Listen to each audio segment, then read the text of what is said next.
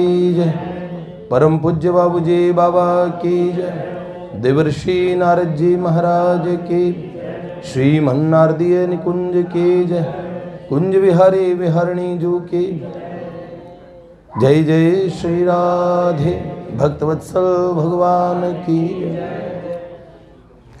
देखिए क्या विषय अंगद जी ने रखा था, उसे आज विशिष्ट उपस्थिति है। तो डॉक्टर साहब श्री बंका जी, डॉक्टर साहब कई दिनों बाद दिखे और ये हमारे परिवार के सदस्य हैं। जब हम इनसे मिले नहीं तब से ही कैसे अपने वाटिका के परम पूज्यपाद प्रातस्मरणीय हमारे जीवन प्राण धन परम पूज्य बाबूजी और पूज्यपाद प्रातस्मरणीय परम पूज्य हमारे बाबा सरकार, इनके बहुत लाडले और जिन्होंने उनका सुयश सब जगह फैला दिया। जैसे भगवान व्यास ने भगवान की सुकीर्ति का गान किया, ऐसे ये युगल हैं बाबूजी बाबा। इनके विषय में जिन्होंने जगत में प्रकाश किया इनकी लीलाओं को, उन पूज्यपाद श्री श्री राधे श्याम बंका जी के और हमारे भैया जी और उनके भतीजे हैं, वो आपके ताऊ जी हैं ना, उनके पोते हैं। क्या बात है। तो उस परिवार के हैं, तो उस परिवार के नाते तो हमारे बंका बाबूजी से हम जब भी जाते हैं तो उनसे ज़रूर मिल के आते हैं। पहले वो जब स्वस्थ थे तो बहुत वार्ताएं सुनाते थे और हर बार मुझे कुछ उपहार दे के भेजते थे। इस बार हमारी वाटिका में कथा थी और बाबा के तिरुभाव दिवस के से पूर्व 7 दिन की कथा रखी गई थी। तो ब्रज रस वार्ता मैंने कही थी वहाँ पे, उस समय शायद अंतिम दिन में और हमारा जाना हुआ। तो बाबूजी के दर्शन के लिए आप गए थे भैया। तो वो तो सब काल में भगवान के कृपा भाजन हैं। उस परिवार के सदस्य होने के नाते आप अपने से अपने बहुत पहले से ही हैं। और मैं आपको यदा कदा, जब भी ये कोविड का पीरियड चल रहा था, तो मैं अनुष्ठान कर रहा हूँ 2-2.5 वर्ष से, 3 बार मुझे कोविड हुआ है, 3 बार। और यहाँ जितने भी लोगों को हुआ, भगवान की कृपा से मैंने सबको फ़ोन करके पहले ही बता दिया था कि आपके घर में कोविड आ गया है। उन्होंने कहा हम तो स्वस्थ हैं सारे। मैंने कहा देखिए धमक है, आपको 2 या 3 दिन में सबको पता लग जाएगा। ऐसे रातों में 2-3 बजे हमने फ़ोन करके ऐसा बताया। कितने लोग, चैतन्य प्रभु के अलावा भी कितने, दामोदर प्रभु के यहाँ सूचना भिजवाई थी। तो जिनको रिपोर्ट्स में पहले आया कि इनको कोविड नहीं है, तो मैंने कहा ये रिपोर्ट गलत है। फिर नरेंद्र मोहन हॉस्पिटल, उनकी हालत जब ख़राब हुई ऑक्सीजन के लिए, तो फिर नरेंद्र मोहन हॉस्पिटल वालों ने दोबारा गवर्नमेंट रिपोर्ट की बजाय दोबारा जब कराया नीलकंठ का, तो कोविड आया। मैंने कहा मैं लिख के दे रहा हूँ भैया ये कोविड है। क्यों? ये भगवती महामारी के स्वरूप में भगवती का पसारा होता है। इसे शताब्दी की महामारी कहते हैं। हर 100 वर्षों में आती है। एक सहस्त्राब्दी की होती है, 1000 वर्षों में आती है। तो महामारी के स्वरूप के आगे क्या होता है? हमारे शास्त्रों में एक ज्वर स्तुति आती है, वो करनी चाहिए। महामारी होती है हमेशा ज्वर के स्वरूप में आती है। बुखार होगा, गिल्टियाँ बन जाएगी, उल्टियाँ होगी, इस तरीके से जो दूसरे से संक्रमित हो उसे महामारी कहते हैं। लेकिन हमारे यहाँ हर किसी चीज़ को जड़ नहीं माना गया, उसके पीछे एक दैविक सत्ता को माना गया। और दैविक सत्ता के पूर्व में पीछे एक आध्यात्मिक सत्ता है। आदि भौतिक, आदि दैविक, आध्यात्मिक। ये जो इसका उपचार आदि भौतिक स्तर पे किसी भी महामारी का उपचार होता है, वो तो होता ही है, उसके साथ आदि दैविक उपचार भी करना चाहिए। ये स्वयं जाती है। कैसे जाती है?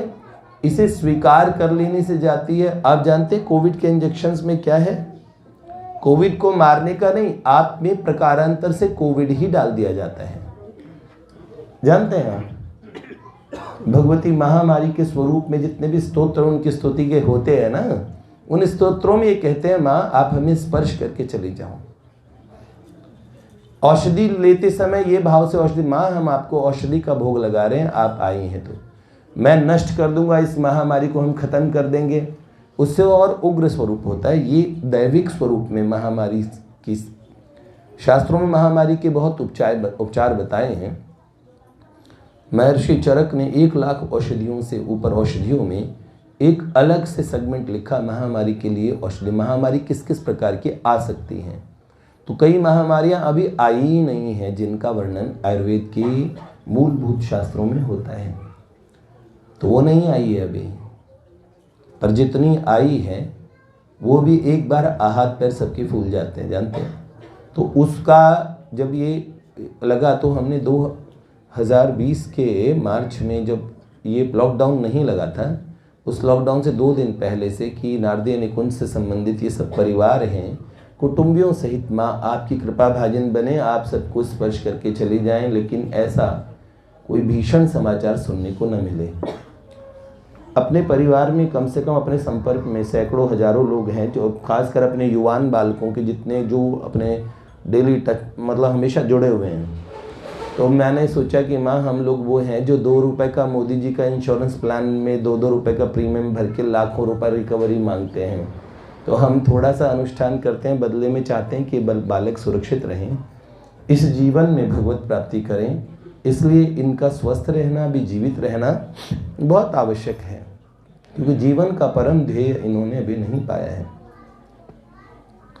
तो उस पीरियड में इसके पीछे ये भाव था। मैंने ये बात क्यों कही, तो जब ठीक 1.5-2 महीने पहले मैंने कृष्णा प्रभु से पूछा, मैंने कहा भैया वो बंका भैया और वो जो भाभी वगैरह आते थे उनके यहाँ का पता करो। एक दिन रात्रि में वो जब अनुष्ठान का संकल्प लेते हुए मेरे मन में आया, अरे अपने परिवार में तो वो लोग भी हैं, तो वो लोग कैसे हैं? मैंने पूछा ही नहीं कि कैसे हैं। जन्म में महामारी में हमने मुजफ्फरनगर में मीरा की माता जी का स्वास्थ्य बहुत खराब हुआ, हरिदास जी ने मुझे बोला, तो जो आईसीयू में पहुंचे थे वो लौट आए। हमने कहा कि जिनका एकदम बिल्कुल ऐसी स्थिति थी, नीलकंठ वगैरह ले लो, देवेश जी, चिच्चोर जी, बड़े चमत्कारिक तरीके से, और इनके साथ जो घटनाएं हुई बहुत अलौकिक थी। जो बड़ा ऑक्सीजन का भी उस समय हम जानते हैं क्या क्या हुआ था सब, लेकिन कोविड के पेशेंट्स को लेके हमारे बच्चों ने गोद में हाथ में सहारा दे दे किस तरह चले हैं। मैंने कह दिया देखो लॉकडाउन तब तक मानना था जब तक ये बीमारी फैले ना। अब पूरे देश में सबके सर पे आ गई है, लोग मर रहे हैं, पर भाई के भाई नहीं जा रहा। अपने सगे भाइयों में 2 दूर रह रहे तो उसके घर नहीं जा रहे, मैं मर जाऊंगा, लानत है, घर बैठे मरोगे। मैंने कहा एक साधक बीमार है और मृत्यु मुख में पड़ा है, उसी घर में कोई करने वाला नहीं है, बीमारी के भय से नहीं जा रहे हो। मैंने घर से अलग अपना सेंटर अलग बना लिया, उसी सेंटर पे हमने ऑक्सीजन लाना, ये सब चीज़ें, और खूब कोविड वालों से मिले भैया, गले भर भर के मिले हैं। कोविड खूब आराम से, मैंने कहा आई ये कोविड पहले तो हम सब बच रहे थे, लेकिन अब तो चाहिए, कुछ भी चीज़ होगी, भगवान की कृपा से कुछ भी नहीं हुआ। मैंने कहा देखो परहित बसे जिनके मन माही, तिन कहूँ जग दुर्लभ कछु नाही। शास्त्र की बात कभी असत्य हो ही नहीं सकती। अगर, और रही बात घर बैठे भी मर जाएंगे, पर अपनी अंतरात्मा धिक्कारेगी। तो उस पीरियड में हम कह सकते हैं ये पैंडेमिक का जो टाइम हमने देखा है, it was a crucial period, though it was a crucial period, लेकिन ये ऐसा समय था जो हमें बहुत कुछ सिखा के गया। हमने देखा लोग कैसे डरते हैं, पूरा विश्व कारागृह बन चुका था। ऐसे समय में अपने लोगों को क्या चाहिए? मानवीय मूल्य कभी नहीं जाने चाहिए बेटे। ऐसे लंबे जीवन का कुछ नहीं होता है। मेरे पीछे मेरे परिवार वालों का क्या होगा ये सोचना चाहिए, लेकिन जब बात ऐसी आ चुकी हो लगा कि अब आपकी सोच से काम नहीं चलेगा। घर में बैठे बैठे लोगों को कोविड हो रहा था। एक माता जी मेरे पास आई, उनका बेटा 3-4 महीने नहाया ही नहीं, मुझे कोविड हो जाएगा। तो साइकोलॉजिकल उसको ऐसा 4 महीने नहीं नहाया, 4 महीने नहीं। और फिर जब नहाना शुरू किया तो 1-1 महीने गैप पे, लेकिन कोविड तब भी सबको हुआ। हमने कई फैमिलीज को हम जानते जो घरों से बाहर निकले सब्जी लेने थे, सब्जी देने आते थे, पहुंचा उनके घर में भी हो गया। मैंने कहा हो कैसे गए आप लोगों को, जो बहुत सावधान थे ना। ये चीज हम लोगों को समझनी चाहिए। एक रोग लापरवाही से होते हैं। शास्त्र कहता है लापरवाही मत करो। स्पर्श का विचार करना सावधानी है, विवेक है, समझदारी है, वहां तक की बात ठीक है। लेकिन छोटी छोटी बात में, जैसे कंस बहुत डर गया था तो कह दिया उनको हमारे गुरुदेव ने कि देवर्षि नारद जी महाराज कंस के यहाँ गए तो गुरु जी बताओ ना, बताओ मेरा काल कैसा होगा, कैसा रूप रंग का होगा, कैसा होगा। उन्होंने बोला उसका कृष्ण वर्ण होगा। अब उन्होंने कृष्ण वर्ण का मतलब होता है एक तो काला, एक होता है कृष्ण मतलब सर्व आकर्षक रंग, इतना खूबसूरत रंग जो ब्रह्मा जी ने बनाया ही नहीं है। श्याम सुंदर का ऐसा रंग है, पर जैसी खोपड़ी होगी उसके काली हृदय में काली शक्ल बनी, उसका कृष्ण मतलब एकदम काला होगा। तो बेचारा हो गया पागल। अब उसे हर जगह कृष्ण कृष्ण दिखते। एक दिन एक सिपाही की नाक पे मक्खी बैठी थी, भर के घूंसा मारा, बेचारा लंबलोट हो गया मेरा शत्रु। आकाश में चांद को देखा, उसमें काले धब्बे देखे, तत्काल नारायणास्त्र का संधान करने लगा, देवता प्रकट हो गए। पुलस्त ऋषि ब्रह्मा जी, अरे रे रे, चंद्रमा पे, चंद्रमंडल पे अगर चंद्रमंडल ही ध्वस्त कर दोगे तो सृष्टि का बैलेंस बिगड़ जाएगा, क्यों मार रहे हो। उस बोले काला काला इसमें ना कृष्ण है। उन्होंने बोला अरे नहीं, ये कृष्ण नहीं है। दाल के अंदर जीरे का छौंक थोड़ा जल गया था, ये कृष्ण दाल में घूंसे मारने लगा।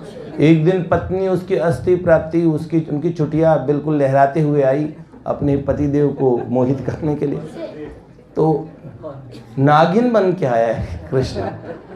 तो चोटियां पकड़ के तलवार से काटने लगा, तो कहने लगा गंजी करोगे क्या ना। इतना भयभीत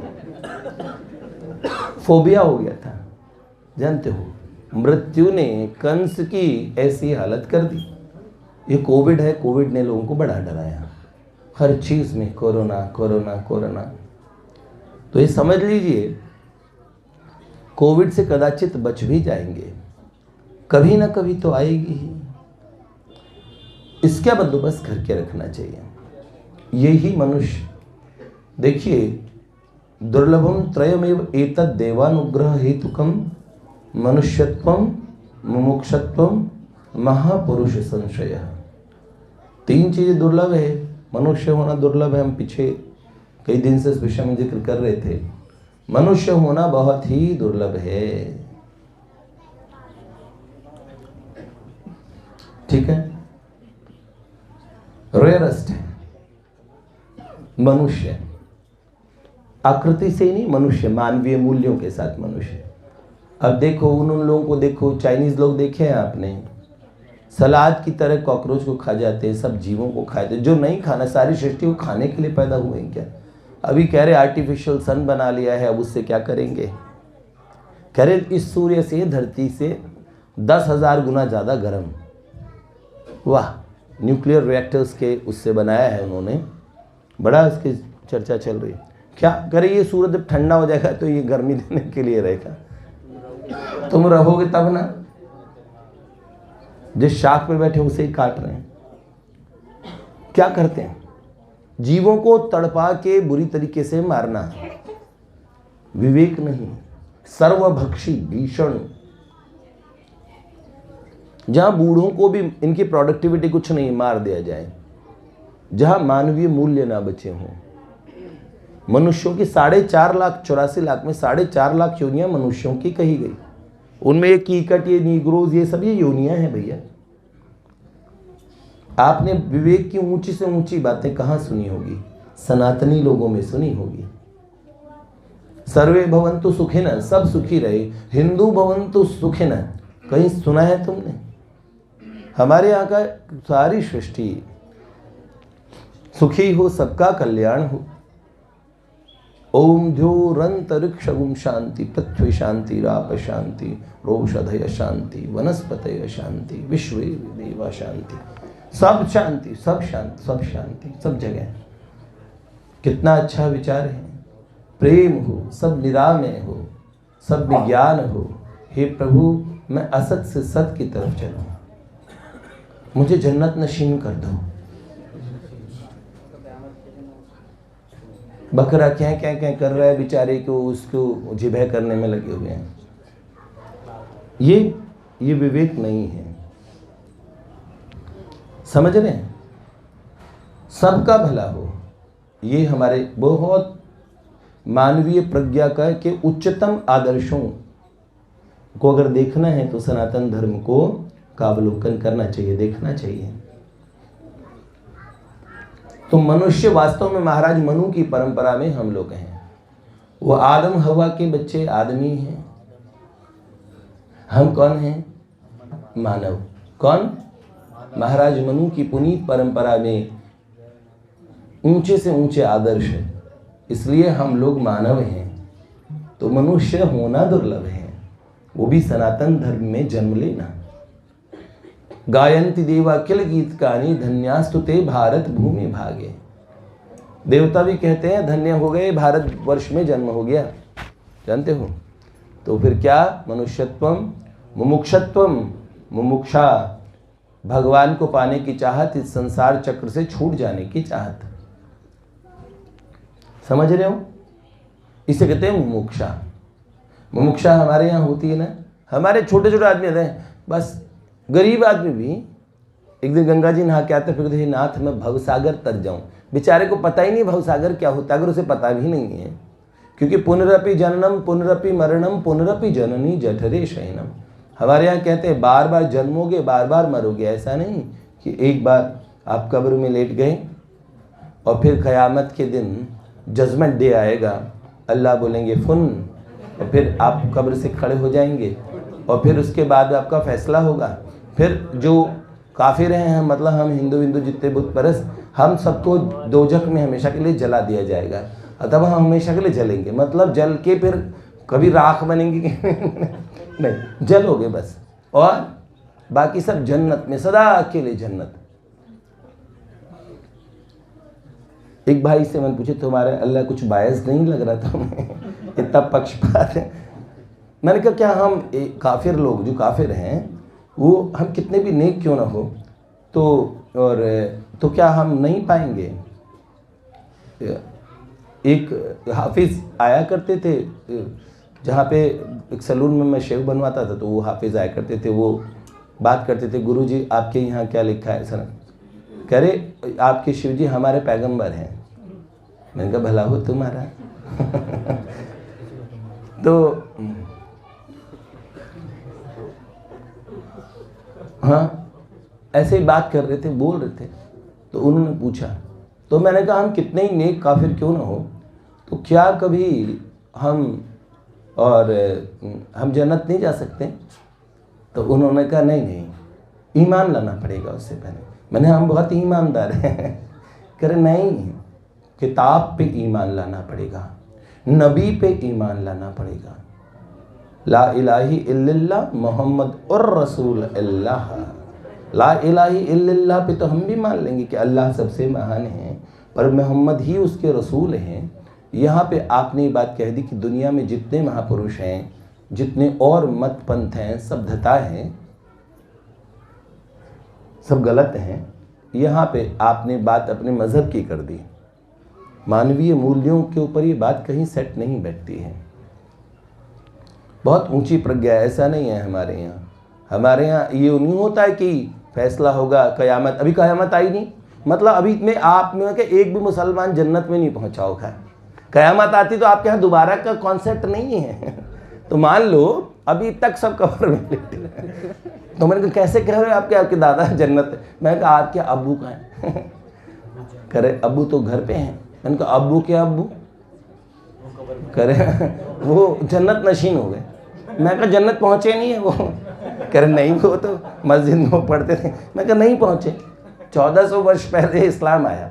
तुम क्या? नहीं नहीं, हमारे तो कई पैगंबर हो चुके। चलो जब से भी आया है, आया तो कभी? हाँ आया।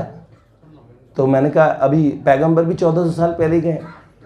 हाँ ये मानना पड़ेगा। तो मैंने कहा अभी तो कयामत आई नहीं है। तो कयामत नहीं आई तब तक सब वेटिंग लिस्ट में है। समझो, ये सिद्धांत नहीं है। हाँ? वो बहुत डेप्थ में हो जाएगा। लेकिन आप समझ लीजिए, समझ रहे? दूसरों के दोष बताते बताते आप ये भूल गए कि अगर हम काफिर हैं, ऐसी कोई बात नहीं है।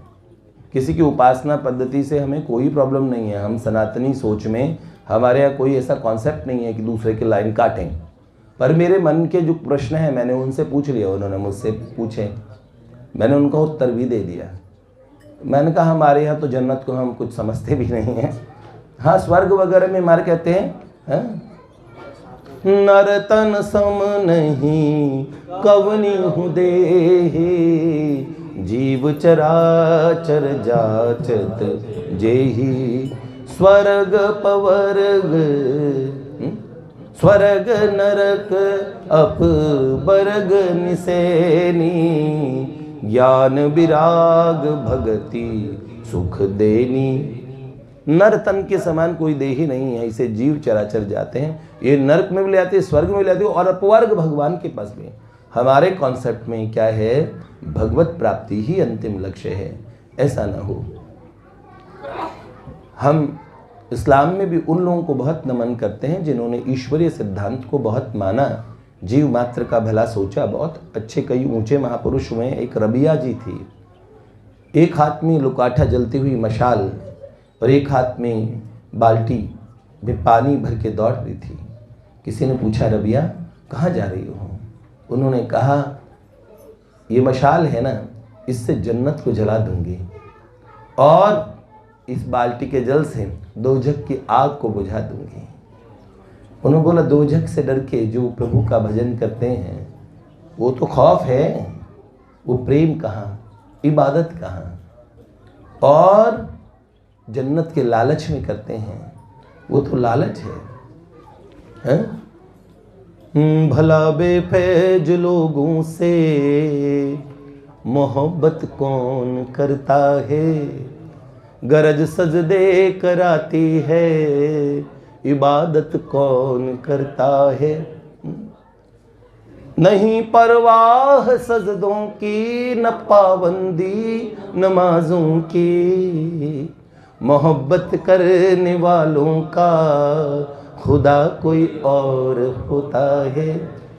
बुल्ले शाह को अगर पढ़ेंगे, हैं 8 प्रहर 64 घड़ी, रह बुलिया धरी ध्यान, ना जाने पल कौन से आए मिले भगवान। वो क्या कहते हैं? जे एक तेरा प्यार मैनू मिल जाए, मैं दुनिया सो और ही लेना। जे एक तेरा प्यार मैनू मिल जाए, मैं दुनिया तो और ही लेना। जे सांवल यार कोई दिलदार, बाके यार मैनू मिल जाए, मैं दुनिया को और ही लेना, मैं दुनिया को और ही लेना। आपका प्यार हमें, तो आपका मिल गया प्यार, फिर हमें क्या चाहिए? तो ऐसे प्रेमियों को, जो उनको तो हम खूब नमन करते हैं, समझ रहे हैं? सनातन सिद्धांत काट का सिद्धांत है ही नहीं, ये हमारा सिद्धांत है, सच्ची।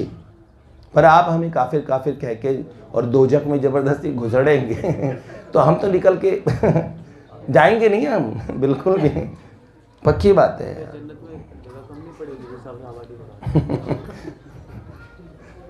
बहुत बड़ी बात है, समझ रहे हैं? तो जी हाँ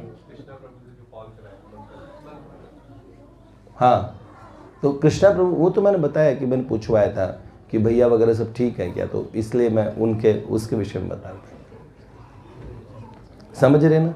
तो बहुत अच्छे तरीके से हम सनातनी और सनातन धर्म में बड़े गौरव की बात है, अपने लोगों को मनुष्यता मिली, मानव, हम सभी उनको मानव मानते हैं जो मानवीय मूल्यों को रखे, चाहे वो दुनिया में कहीं मुस्लिम हो, क्रिश्चियन हो, दुनिया के किसी भी हिस्से में हो, किसी भी उपासना को मानते हो, चाहे नमाज पढ़ते हो, चाहे चर्च में जाते हो, लेकिन वो मनुष्य हो, मानवीय मूल्यों को मानने वाले हों। उपासना के यहाँ हमारे यहाँ बहुत चिक चिक नहीं है। हमारे प्रभु क्या कहते हैं? असंशयम समग्रम माम, मैं सबको समग्र, ये सारी साधनाएं उपासनाएं मेरे भीतर समाहित होती है।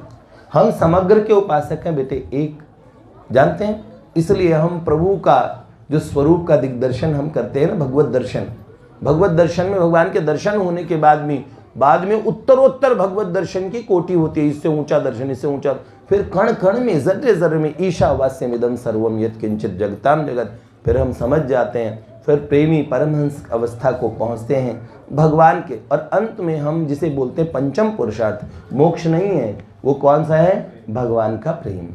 आविर्भवति तच्चित्ते प्रेम रूपी स्वयं प्रभु। तो ऐसा एक दिन ऐसी चीज की प्राप्ति होती है, अनुपम लाभ होता है। गुरुदेव कहते हैं सब मत्तो भवति, मस्त हो जाता है। कैसे कैसे मस्त? विच तेरे प्यार देवे मैं बस दी बाजार देवे, कि जुड़ा बैठी खोल वे न जिंद साडी रोल वे, सुन जिंद जानिया वे तू कर मेहरबानिया वे, कदे ते हंस बोल वे न जिंद साडी रोल वे, सानू तेरी लोड़ वे न जिंद साडी रोल, देश पराया वे मैं आके बसाया वे, कि भूल बैठे लोग वे न जिंद साडी रोल वे, कि भूल बैठे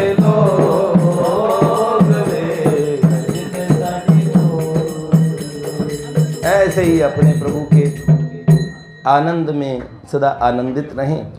इससे बहुत अच्छी बात है, सत्संग से पता क्या होता है, हमारी बुद्धि में हमें अपने सिद्धांत के विषय में पता लगता है। एक तो हम सनातनी लोगों की प्रॉब्लम क्या है, कुछ सब कुछ पता है, इसमें क्या कौन सा अब नई गाड़ी कौन सी आ रही, नया है क्या रही, इन सब चीज़ पता है, लेकिन हम सनातन धर्मियों ने यही नहीं पता। किसी को पता है? एक बहन ने प्रश्न पूछा, हमारी बच्ची जाती है पुष्टि, ये अपने आज तक के भैया, आज तक वाले भैया आते हैं ना, उनकी बेटी सबसे छोटी वाली बेटी, वो गई ट्यूशन में, तो उनकी टीचर ने कहा, मेरे पता नहीं क्या नाम, ईशा है कुछ नाम है उसका, हिंदू है, तो बोले क्या प्रॉब्लम है, अगर सारे मुस्लिम हो जाएंगे तो ईशा मोहम्मद मेरे नाम के आगे लग गया तो नाम के आगे लगने से क्या प्रॉब्लम है, कन्वर्ट हो जाएंगे हम सब मुसलमान बन जाएंगे तो क्या होगा, हम रहेंगे तो वही। अपने मूल को खोया। ये यूक्रेनियंस जो हैं, वहाँ पे नेशनलिज्म अगर उतना स्ट्रांग होता है इजराइल जैसा तो कुछ और बात होती। भारत में हम नेशनलिज्म को बहुत कोसते हैं ना,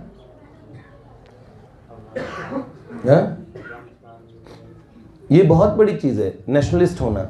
इजराइल के लोगों में देखा कितना नेशनलिस्ट है वो लोग। रशियंस में भी यही है, मदर रशिया कहते हैं।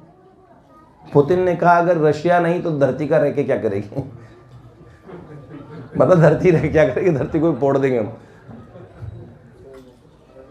भारतवर्ष के लोग भारत माता कहने वाले, एक तो हम अपना सारा हम भूल गए कि हमारा ओरिजिन क्या है, अपना मूल भूल गए, गड़बड़ हो गई। समझ में आ रहे ना? कॉन्वेंट्स में पढ़ा के पता नहीं कौन से ब्रिटानिया किस्म के बच्चे, हाँ, वहाँ से जो पढ़ के आ रहे हैं कितना, और कौन से स्टडी कर रहे हैं, कॉमरेड्स की पूरी हिस्ट्री पढ़ाई जाती है, कितनी बायस हिस्ट्री है हम लोगों को, हमें एक क्रांतिकारी के बारे में नहीं पता। और कितना हमारे बच्चों को बचपन से ही दे दी हमें आज़ादी बिना खड़क बिना ढाल, ये हमें पढ़ा दिया गया। ठीक है, जानते हो कौन थे बाघा जतिन, कौन थे खुदीराम बोस, कौन थे राम प्रसाद बिस्मिल, कौन थे चंद्रशेखर आज़ाद, कौन थे पता है? महर्षि अरविंद कौन थे? स्वामी विवेकानंद जी कौन थे? स्वामी श्रद्धानंद जी कौन थे? पता है? कुछ भी नहीं पता। ठीक है, नहीं बेटे, बहुत बड़ी चीज़, कैसे कुर्बानियों से हम देश को हमने आज़ाद कराया है, इस बात को समझ जाएंगे ना। आज़ाद हिंद फौज में एक लड़का था, मैं उसका नाम भूल रहा हूँ, कैसे ही कुछ नाम उसका मेरे ध्यान से बिल्कुल दम स्लिप हो गया, छोटा सा नाम था लड़के का, भूल रहा हूँ। तो उन नेताजी ने इस समय ऐसा कह दिया था, नेताजी बहुत ब्रेव थे, टाइगर थे बिल्कुल, सिंह, भाई जी से बहुत रखते थे। गांधी जी जब नहीं आए थे तब शीर्ष पे नेताजी हुआ करते थे। लाल बाल पाल उस समय, तिलक जी भी बहुत अच्छे थे, और लाला लाजपत राय जी इधर, और विपिन चंद्र पाल, ये तीनों का जोड़ी थी।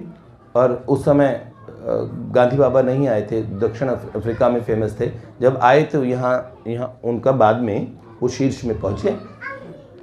लेकिन सुभाष बाबू कितने बहादुर, क्लास में ही उन्होंने बचपन से ये ऐसे ही थे।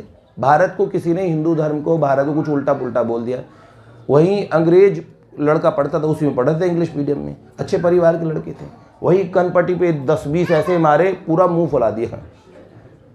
उन्होंने कहा स्कूल से निकाल रहे तुम्हें, प्रिंसिपल ने बोला निकाल दो, हाँ मैं स्कूल छोड़ रहा हूँ तुम्हारी। ऐसे शेर आदमी थे। जब आज़ाद हिंद फौज बना दी और हिटलर के यहाँ मदद लेने गए, सारी दुनिया की नाक में दम कर रखा था हिटलर ने और जापान के तोजो ने। इन तानाशाहों से लोग बात नहीं करते थे। कितने 35 लाख लोगों को गैस चैम्बर से और बुरी तरीके से यातना दे के मारा है उसने, ज्यूज को। कितना क्रूर था हिटलर। जर्मनी माँ, जो अपनी जर्मनी वाली माँ हैं, वो जर्मनी की है, मूल जर्मन है, पर यहाँ सन्यासिनी हो गई। वो कह रही कि देखो वहाँ वो हिटलर के तो ये था, सनक ऐसी थी, आदमी भी इस नस्ल के चाहिए। कोई आदमी थोड़ा काला सा दिख गया, थोड़ा लूला लंगड़ा सा दिख गया, मार दो। वो ऐसे जर्मन्स को मार देता था, उसको लगा ये आदमी पसंद नहीं आ रहा, मार दो। इस तरह की कथा बहुत सन की। उससे मदद लेने के लिए कौन गए? नेताजी। एक तो उससे मीटिंग करने तो विश्व के बड़े बड़े लोग डरते थे। उसने अपने जैसे 20-25 लोग बना रखे जिनके ऐसे टूथपेस्ट, वो क्या था, टूथब्रश जैसे मूंछें और ऐसे से एकदम लगते हिटलर जैसे। अब असली हिटलर उस समय सोशल मीडिया तो था ही नहीं कि एकदम पूरा जूम कर करके पिक्चर को पिक्सल खोल खोल के देखे ये हिटलर है, ऐसा कुछ नहीं था। जानते ना, ले देखे थोड़े वो पुराने वाले ब्लैक एंड वाइट वाले कैमराज होंगे, क्या थे ऐसा ही। तो हिटलर ये हिटलर है, किसी को प्रेजेंट करता किसी और हिटलर को। 4-5 रास्तों से हिटलर जाया करते थे, असली हिटलर किधर से जा रहा है पता ही नहीं होता था। तो हिटलर ने जब नेताजी मिलने पहुंचे तो उन्होंने बोला कि सुभाष, जिन्होंने सुभाष बाबू आज़ाद हिंद फौज बनाई है, वो पहुंचे हैं आपसे मीटिंग करने के लिए। तो बर्लिन में मीटिंग थी। जब सुभाष बाबू गए वहाँ पे तो 15-20 हिटलर और वहाँ खड़े। तो बोला आइए आपका स्वागत है। नेताजी को पता था कि कई उसमें रहते हैं, पर असली वाला कौन सा है। तो नेताजी मिले, सबसे हाथ मिला रहे थे। तो एक जने ने नेताजी के कंधे पे हाथ रखा, ऐसे हाथ मिला के कंधे पे हाथ रखे ना, ऐसा हाथ रखा यहाँ पे। उसने कहा आ जाऊँ, बात करनी है आपसे पूरा मिस्टर हिटलर। जैसे ही बोला, उसने बोला पहचाना कैसे, पहले बताओ, सब बात बाद में करेंगे। उन्होंने बोला किसी माँ ने अपने ऐसे बच्चे को जन्म नहीं दिया, किसी साधारण माँ के पैदा किए बच्चे में वो दम नहीं है कि जो मेरे कंधे पे हाथ रख के बात कर लें। ये जिसने पूरी दुनिया को तंग कर रखा वो हिटलर ही रख सकता है। आपकी ब्रेवरी देख के उनका बोला सुभाष के कंधे पे कोई हाथ नहीं रख सकता। एक बहादुर व्यक्ति में ये होता है कि सीधा कंधे पे हाथ रखता है। ये सब थे तो आपने नस्ल के ऐसे तो बना लिए, पर इनमें वो दमखम नहीं था। ऐसा टैलेंट, गट्स होते हैं ना अंदर में, वो गट्स देख के पहचान गए कि ऐसा मेरे कंधे पे हाथ रखने वाला कौन हुआ। इसने एक्स्ट्रा ऑर्डिनरी काम किया है सबसे, बाकी सब हाथ मिला रहे थे लेकिन इसने अलग से काम किया है। वो सुभाष बाबू की उन्हीं आज़ाद हिंद फौज में एक बच्चा भर्ती होने गया तो सुभाष बाबू ने शर्तें क्या रखी थी? एक शर्त ये रखी थी कि भैया जय जय, एक शर्त ये रखी थी कि कोई भी माँ जो इकलौता बेटा है, जिसके माँ बाप की जिम्मेदारी है, वो इकलौता बेटा उसको नहीं रखा जाएगा। बस ये शर्त थी कि घर वालों कोई होना चाहिए, जिनके 3-4-5 बच्चों में से एक बच्चा ले लो, पर जिस बच्चे पे पूरा परिवार डिपेंड करता है उसे नहीं भर्ती करना। एक बच्चा, उसकी पूरी हरियाणा का जाट लड़का था, अब उसके यहाँ वो गया तो कौन से मेजर साहब थे वो सारी वो देख रहे थे, चेक कर रहे थे, तो वो लड़का हर चीज़ में एकदम परफेक्ट। मैंने कहा बेटा तेरे जैसे बंदे हमें चाहिए, दौड़ में क्या IQ, क्या बहादुरी, क्या देश का जज्बा, आग पे हाथ रखवा के, मशाल पे हाथ रखवा के, और देखा करते थे कितना टॉर्चर कितना बर्दाश्त कर सकते। तो उन्होंने पूछा, उन्होंने बोला तू बहुत ऊंची पोस्ट पे जाएगा। फिर लेकिन अचानक उन्होंने पूछा इंटरव्यू में, सब बात पूछ ली, अच्छा ठीक है कब से ज्वाइन करना है, ये बात ट्रेनिंग शुरू होगी। लेकिन अचानक आए, अरे हाँ एक बात पूछनी भूल गया, तुम लोग कितने भाई हो? उन्होंने बोला मैं इकलौता हूँ। इकलौते हो? हाँ। कौन है घर में? उन्होंने बोला एक बूढ़ी माँ है, विधवा माँ, वही है। बोले तुम्हारे अलावा कोई नहीं है उनका? बोले नहीं। तो बोले तूने पढ़ी नहीं शर्त? ये देखो फिर लिखा हुआ दिखाया उसमें, आज़ाद हिंद फौज में भर्ती होने के लिए क्या चाहिए? उसमें था कि जो इकलौता बेटा है उसको भर्ती नहीं करेंगे, जो माँ बाप की सेवा के लिए तो कोई चाहिए। ये सुभाष बाबू ने पहली शर्त रखी। देखो कितने ऊंचे आदर्श हुआ करते थे। पर क्या हुआ? बड़ा निराश, बड़ा उदास हुआ। बर्मा से हरियाणा जब पहुंचा तो ट्रेन पकड़, उस समय 6-6, 7-7 दिन का सफर लगता था ट्रेन बदल बदल के जाने का। आया, आके उसने अपनी माँ से बताया, माँ ने कहा तू भर्ती हो गया? तो गंवारन बुढ़िया जाटनी जिसमें कुछ नहीं पता उसे देश क्या वो क्या, पर हमारा देश है, गोरों ने इस देश को पकड़ रखा है और हमारे देश के लड़के इकट्ठे होकर लड़ रहे हैं। तो देखो माँ का हृदय कैसे होती है। अब तो माएँ ऐसी होंगी, तू बेटा मेरे बुढ़ापे की लाठी है, पड़ोस के घर में भगत सिंह निकल जाए, चंद्रशेखर निकल, तू ना निकलना मेरे लाना। उनके बच्चे बाहर निकल के बम मारेंगे, हमारे बच्चों को घर में दुबकाएंगे तो वैसे भी मारे जाएंगे। अपने बालकों को बहुत हिम्मत देनी चाहिए। नहीं बेटा हर परिस्थिति में विवेक से काम करो, यह मरने का, ये कुर्बानी का समय नहीं है कि हमें कुर्बानी फांसी पर लटकना है। समझदारी पूर्वक देश में रहना सीखना है। अब बात ये है। तो उस माँ ने कहा बस, बोले माँ इसलिए बात बताई। बात बताते ही माँ ने कहा, वो रोने लगा। माँ ने कहा तू रोता क्यों है? कोई बात नहीं, तेरी समस्या का समाधान हो जाएगा। देख अगले महीना जो होगा ना उसमें तेरी भर्ती होगी वहाँ पे। ऐसे बोल दिया। उसने बोला माँ कैसे होगी? उन्होंने बोला नहीं देख कुछ हो गया। तो बोले क्यों, तू भगवान से कुछ बोलने वाली क्या? उन्होंने बोला हाँ। अब वास्तव में हुआ भी ऐसा। 20 दिन बाद के अंदर में, 20 दिन बाद में वही मेजर साहब दोबारा, उन्होंने लाइन में देखा वो लड़का लगा। उन्होंने बोला इधर आ तू। उन्होंने बोला भाई सुभाष बाबू के जो नियम हैं वो बहुत पक्के हैं, ठीक है, तेरी भर्ती नहीं, तेरी भावना को हम मानते, तू वापस चला जा, तू अपनी माँ का इकलौता बेटा है, जा। तो उसने बोला नहीं अब कोई दिक्कत नहीं है, अब मैं भर्ती होऊंगा। तो बोले क्यों, क्या हुआ? तो उन्होंने बोला माँ मर गई। बोले क्यों, कैसे? उन्होंने बोला जिस दिन उन्होंने सुना कि मेरा बेटे को इसलिए भर्ती नहीं किया गया कि एक माँ है पीछे, उसका कौन करेगा, उसी दिन मेरी माँ ने पड़ोसन को कुछ कहा कि मेरे बेटे का ध्यान रखना, और कुएं में जा कूद के मर गई। कि इसलिए मर गई कि इस देश के लिए अगर एक माँ के चलते एक बच्चा ऐसा रह रहा है, तो देखो स्वार्थी माएँ क्या इस बात को समझ पाएंगी? कितना त्याग रखना पड़ता है माता को, पिता को, भाई को, बहन को, पत्नी को, सबको त्याग के उस आधार पे सनातन धर्म, ये जो हम आज़ादी भोग रहे हैं ना, पर कितने दिन के भोग रहे हैं इसे याद रखिएगा, ठीक है। समझेंगे, सनातन धर्म को नहीं समझेंगे तो बहुत गड़बड़ हो जाएगी। अपने धर्म पे अभिमान, अपने राष्ट्र पे, अपने राष्ट्र पुरुषों पे, संतों पे, महापुरुषों पे अभिमान नहीं होगा तो बहुत गड़बड़ हो जाएगी। अच्छी अच्छी गाड़ियां देखते रहिए, अच्छी नौकरियां कीजिए, एक दिन नौकरियों से निकाल निकाल के मारे जाएंगे। हर व्यक्ति ने जिसने अपना मूल खोया है उसे बचाने वाला कोई नहीं मिलता, ठीक है। लाडली लाल की जय।